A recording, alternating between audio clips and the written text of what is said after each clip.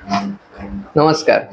तुमच्यापैकी किती जणांना वाटतं की सिंगल इन्कम सोर्स असणं म्हणजे एकच आपलं उत्पन्नाचं साधन असणं हे तुमचं अख्खं पुढचं भविष्य सिक्युअर करू शकतं?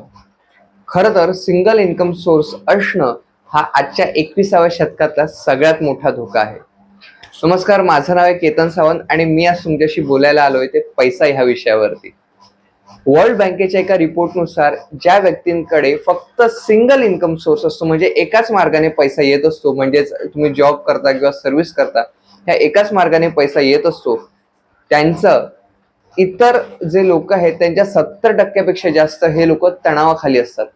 याचं कारण, जर तुमची नोकरी गेली, काही मेजर हेल्थ प्रॉब्लेम आला, महागाई वाढली, बेरोजगारी वाढली, या सगळ्याचा परिपाक म्हणजे तुमचं इन्कम बंद होतं आणि ह्या तणावामुळे तुमचे बरेच आजार वाढत जातात आणि मग बऱ्याच पुढच्या गोष्टी सुरू होतात.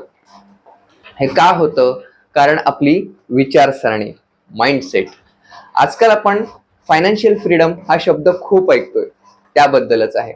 श्रीमंत लोक काय करतात तर ते असेट जमवतात ज्याच्यातनं त्यांना पैसा येत राहतो आणि गरीब माणसं काय करतात, ते लायबिलिटीज वरती खर्च करतात, लायबिलिटीज घेतात ज्यातनं त्यांचा पैसा जात राहतो. मी सुद्धा तुमच्यासारखाच होतो.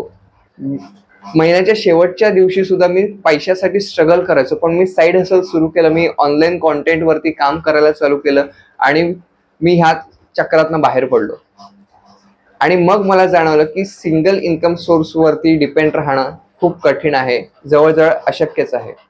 आता मला सांगा, तुम्ही तुमचं दुसरं इन्कम सोर्स काय असणार आहे ते मला खाली कमेंट बॉक्समध्ये कळवा.